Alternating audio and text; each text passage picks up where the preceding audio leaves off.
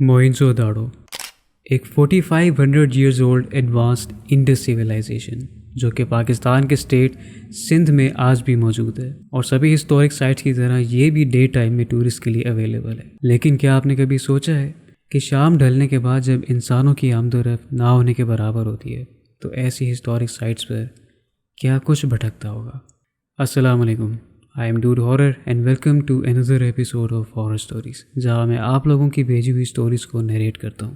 اگر آپ کے پاس بھی کوئی ہارر اسٹوری ہے شیئر کرنے کے لیے تو اس ای میل کے اوپر سینڈ کر کے آپ اپنی اسٹوریز شیئر کر سکتے ہیں۔ آج کی اسٹوریز کو سبمٹ کیا ہے دعا، نثار، زویا، ابراہیم اور علیزے نے۔ تو اپنے دل تھام کے بیٹھیے، اسی کے ساتھ بڑھتے ہیں آج کے ایپیسوڈ کی طرف۔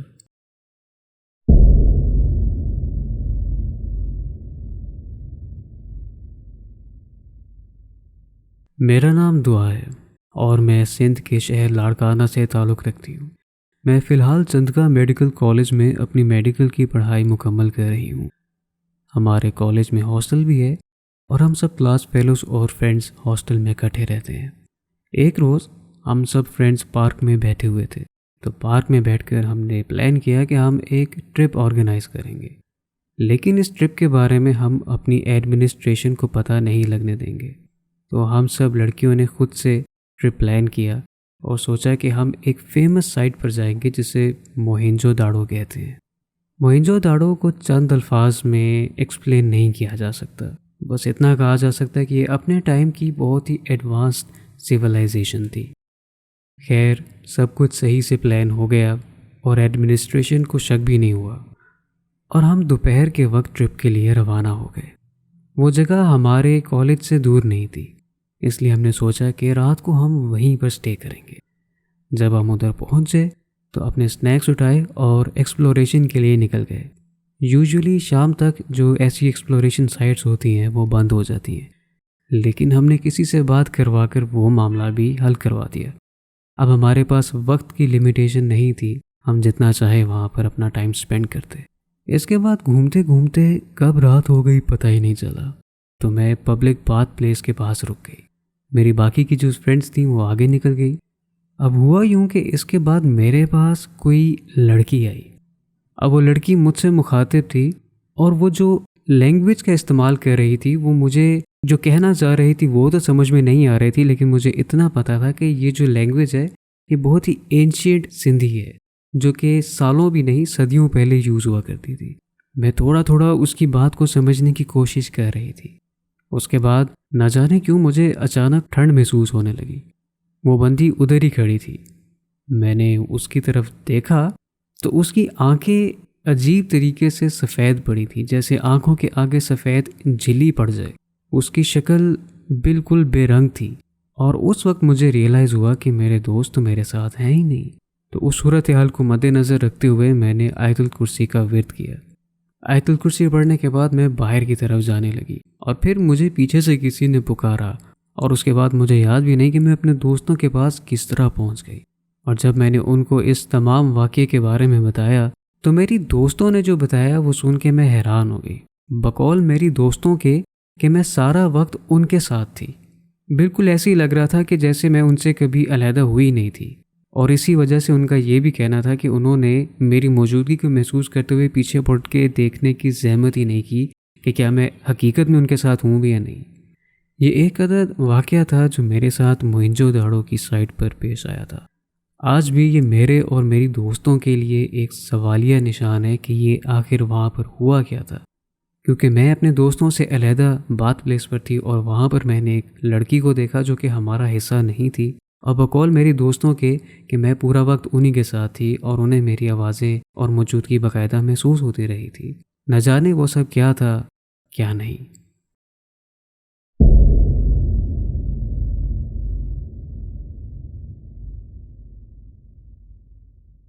میرا نام نثار ہے اور میں سندھ کے ایک چھوٹے سے شہر نوشہر و فیروز کا رہائشی ہوں۔ آج میں آپ کو میرے ساتھ ہوئے ایک واقعے کے بارے میں بتانا چاہتا ہوں جو کہ حال ہی میں میرے ساتھ ہوا ہے۔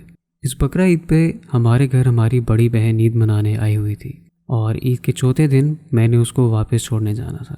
میرا دل تھا کہ میں اسے گاڑی پر چھوڑنے جاؤں، تو میں نے اپنے بڑے بھائی سے ضد کی کہ بہن کو میں گاڑی پر چھوڑنے جاؤں گا، لیکن بھائی نے مجھے یہ کہہ کر ٹال دیا کہ وہ کسی کام سے جا رہا ہے، اس لیے مجھے اپنی بہن کو بائک پر ہی چھوڑ کے آنا پڑے گا۔ خیر شام کا وقت تھا، میں اپنی بہن کو واپس چھوڑنے جا رہا تھا۔ اپنی بہن کو میں نے اس کے گھر میں ڈراپ کیا اور کچھ دیر میں اپنی بہن کے گھر رکا رہا، جس کی وجہ سے مجھے وہاں سے واپس نکلنے میں دیر ہو گئی۔ تقریباً رات کے 10 بج رہے تھے۔ اب میں واپس اپنے گھر کی طرف روانہ تھا۔ میں یہ بتاتا چلوں کہ جو میری بہن کا گھر ہے اس کا جو راستہ ہے وہ ایک قبرستان کے پاس سے گزرتا ہے۔ اب میں جیسے ہی قبرستان کو کراس کر رہا تھا تو مجھے تھوڑا ڈر محسوس ہو رہا تھا، لیکن میں جلدی سے بائک بھگا کر آگے نکل آیا تھا۔ تھوڑا آگے آنے پر مجھے بائک کے پیچھے کسی کے بیٹھنے کا احساس ہوا۔ میں نے جیسے ہی ہمت کر کے پیچھے دیکھا تو پیچھے کوئی بھی نہیں تھا۔ تو پھر میں سوچ میں پڑ گیا کہ یہ وزن کس چیز کا مجھے محسوس ہو رہا ہے بائک پہ۔ پر اسی وقت جب میں نے سامنے مڑ کے دیکھا تو میں نے ایک بہت ہی بھیانک منظر دیکھا۔ ایک خاتون مجھے نظر آئی تھی، اور وہ خاتون اکیلی نہیں تھی بلکہ اس کے ہاتھ میں ایک چھوٹی بچی کا سر نظر آ رہا تھا۔ بائک کی ہیڈ لائٹس پڑنے پر اس کی آنکھیں بھی چمک اٹھی تھی۔ یہ دیکھنے کے بعد مجھے سب کچھ دھندلا دکھنے لگا تھا۔ نہ جانے یہ گھبراہٹ کی وجہ سے تھا یا پھر پراسراریت کی وجہ سے، لیکن اس کے بعد میں اچانک بائک سے گر گیا۔ پر جو ہی میں نے اٹھنے کی کوشش کی تو ایسے لگا جیسے کسی نے میرے پورے جسم کو زنجیروں سے جکڑ لیا ہے۔ میں نے سامنے کی طرف دیکھا تو وہ خاتون میری طرف بڑھ رہی تھی۔ اب میں زور زور سے چیخنا چاہ رہا تھا لیکن میری آواز حلق سے باہر ہی نہیں نکل پا رہی تھی، اور پھر وہی ہوا کہ اس کے بعد میں گر کے بے ہوش ہو گیا۔ جب میری آنکھ کھلی تو میں بیڈ پر سویا ہوا تھا۔ پھر مجھ سے گھر والوں نے پوچھا تو میں نے انہیں سارا ماجرا بیان کیا۔ یہ سب سن کر میرے کزن نے پھر مجھے صلاح دی اور اس نے کہا کہ آج کے بعد رات کے ٹائم خاص طور پہ اکیلے تم نے کبھی اس راستے سے نہیں گزرنا۔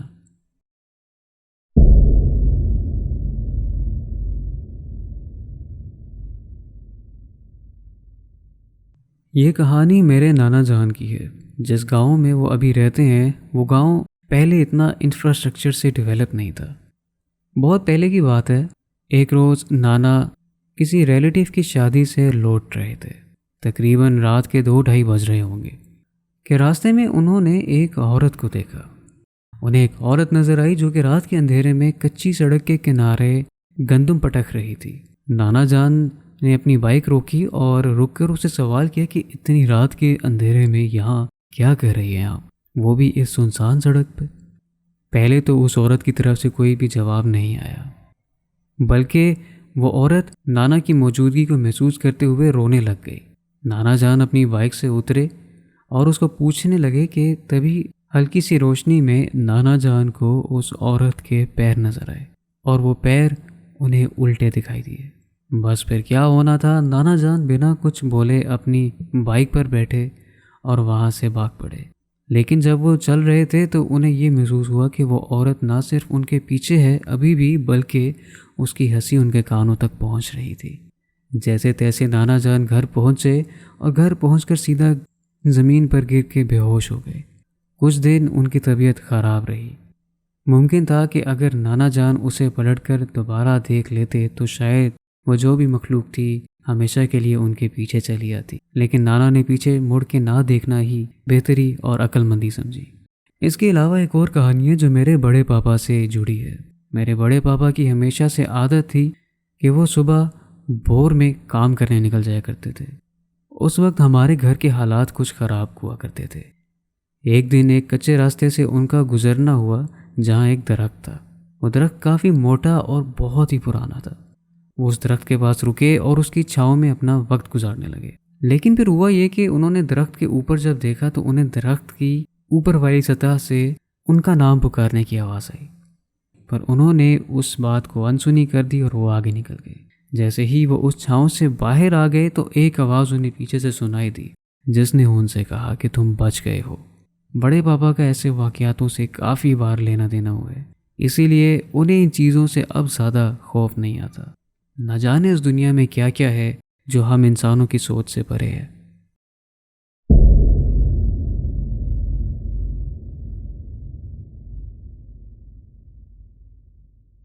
میرا نام ابراہیم ہے اور میں گوادر بلوچستان سے تعلق رکھتا ہوں۔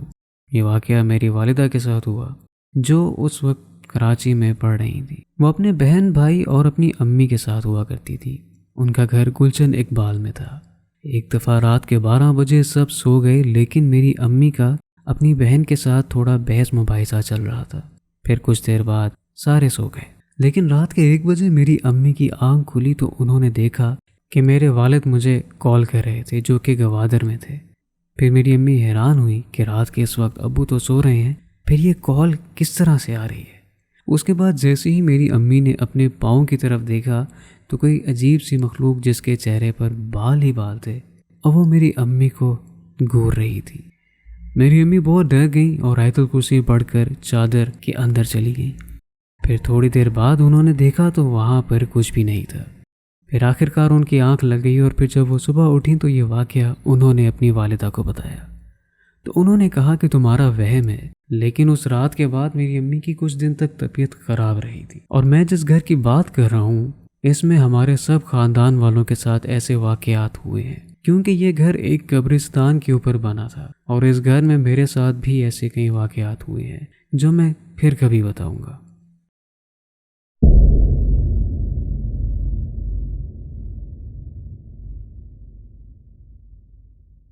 میرا نام علیزی ہے، اور یہ کہانی ہمارے ایک ہانٹڈ گھر سے جڑی ہے۔ میری ماما نے بتایا کہ جب میں 7-8 سال کی تھی تو میرے بابا نے ایک خوبصورت گھر کی خواہش کی تھی، تو انہیں گھر نظر بھی آیا اور وہ گھر ہم نے خرید لیا تھا۔ اس کو خریدنے کی 2 وجوہات تھیں، ایک تو وہ میرے بابا کو اچھا بھی لگا تھا، اور دوسرا وہ گھر کافی لو کاسٹ تھا۔ خیر، اس گھر کو خریدنے کے بعد ہم سب نے جلدی ہی وہاں پر شفٹنگ کر لی۔ اس میں شفٹ ہونے پر پہلے تو میری طبیعت کافی خراب ہو گئی تھی، مجھے وامٹنگ بھی ہو رہی تھی اور ساتھ ہی ساتھ بخار بھی تھا، پر پھر کچھ دنوں میں سب کچھ نارمل ہو گیا تھا۔ اب سب کچھ ٹھیک چل رہا تھا، نہ کوئی مسئلہ تھا نہ کوئی مسائل تھے۔ پھر یوں ہوا کہ 2-3 مہینے بعد میری دادی اور ماما نے نوٹ کرنا شروع کیا کہ گھر کا سامان اچانک غائب ہو جاتا ہے۔ ان کو لگا کہ ان کا وہم ہوگا، کیونکہ پھر اچانک وہ چیز کہیں سے مل بھی جاتی تھی۔ گھر میں ایسی بہت سی مائنر چیزیں ہونے لگی تھیں، لیکن سب کے لیے یہ نارمل تھا۔ پھر ماما بتاتی ہیں کہ ایک روز میں اپنی دادی کے کمرے میں ایک گڑیا کے ساتھ کھیل رہی تھی۔ میری ماما نے مجھے کھانا کھانے کے لیے آواز دی، لیکن میں ان کی آواز سن کر نہ میں نے انہیں جواب دیا نہ میں کمرے سے باہر آئی۔ میری ماما کو یہ بات تھوڑی آف لگی تو وہ مجھے دیکھنے کے لیے دادی کے کمرے میں آئی۔ جب انہوں نے مجھے اس گڑیا کے ساتھ کھیلتے ہوئے دیکھا تو انہوں نے فوراً وہ مجھ سے چھین لی اور پھر مجھے گلے لگا کر رونے لگ پڑی۔ بقول میری ماما کے وہ گڑیا انہیں بہت عجیب لگتی تھی، کہتی تھیں کہ اس ڈول سے ایک عجیب سی نیگیٹو انرجی آتی تھی، اور تو اور اس گڑیا کا چہرہ بھی بہت عجیب تھا۔ اس کے علاوہ بھی بہت سے عجیب واقعات اس گھر میں ہمارے ساتھ رونما ہوئے تھے، لیکن ان سب کے باوجود ہم نے اس گھر کو نہیں چھوڑا تھا، کیونکہ میرے بابا ان پیرانارمل ایکٹیویٹیز میں یقین نہیں رکھتے تھے، اور تو اور وہ جن وغیرہ میں بھی نہیں مانتے تھے۔ یہی وجہ تھی کہ ہم اس گھر میں 4 سال تک رہے تھے، اور ان 4 سالوں میں کئی اور عجیب ایسے واقعات ہوتے رہے تھے۔ ایک بار میں اور میرا بھائی جو کہ 5 سال کا تھا، ہم اپنے روم میں اسٹڈی کر رہے تھے۔ اچانک میرا بھائی بیڈ سے زور سے نیچے گرا، اور گرنے کے بعد وہ باہر کی طرف بھاگنے لگا۔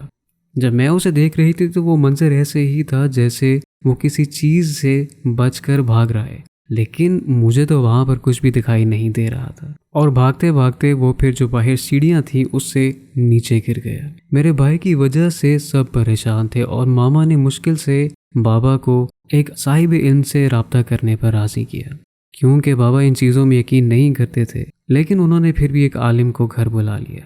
جب وہ عالم گھر میں آیا تو اس نے بھائی کا اور ہمارے گھر کا جائزہ لیا، اور پھر انہوں نے کہا کہ آپ لوگوں کو یہ گھر چھوڑ دینا چاہیے، جتنا جلدی ہو سکے اتنا جلدی اس گھر کو چھوڑ دینا چاہیے، کیونکہ اس گھر میں جو مخلوق رہتی ہے وہ آپ کو اس سے زیادہ نقصان پہنچا سکتی ہے۔ عالم صاحب کی بات سن کے سب پریشان اور ڈر گئے۔ عالم صاحب کی بات سن کر سب پریشان بھی ہوئے اور ڈر بھی گئے۔ پھر ماما نے ان سے پوچھا کہ کیا ہم نے کچھ ایسا کیا ہے جو اس مخلوق کو برا لگائے؟ تو عالم صاحب نے جواب دیا کہ وہ مخلوق یہ گھر چھوڑنا ہی نہیں چاہتی، یہ اس مخلوق کا گھر ہے اور وہ نہیں چاہتے کہ ان کے گھر میں کوئی بھی انسان رہے۔ بابا نے اس سب کے باوجود عالم کی بات انسنی کی اور گھر میں قرآن خوانی کا انتظام کروایا۔ گھر میں قرآن خوانی ہوئی اور پھر اللہ کے شکر سے معاملات ٹھیک ہونے لگے۔ 3-4 ہفتے تک تو سب کچھ سکون دے رہا، کوئی دوبارہ ایسی پیرانارمل ایکٹیویٹی نہیں ہوئی تھی۔ پر پھر ایک دن ہم سب بابا کے ساتھ اسکول جا رہے تھے تو راستے میں اچانک ہمارا ایکسیڈنٹ ہو گیا تھا۔ کچھ خاص اور سیریس انجریز نہیں آئی تھیں، بس مائنر انجریز آئی تھیں، اور جلدی ہم ہاسپٹل سے ڈسچارج ہو گئے تھے۔ لیکن اسی دن کی بات ہے کہ میری دادی بتاتی ہیں کہ انہوں نے میری ماما کو سیڑھیوں سے اوپر جاتے دیکھا تو دادی نے ماما کو آواز دی، لیکن حیرت کی بات یہ تھی کہ ماما نے دادی کو مڑ کے جواب نہیں دیا اور انہوں نے ان کی آواز سننے کے باوجود انسنی کر کے اوپر چلی گئی۔ دادی کو ان کا یہ رویہ بہت ہی حیران کن اور عجیب لگا، تو وہ ماما کے پیچھے اوپر چلی گئی۔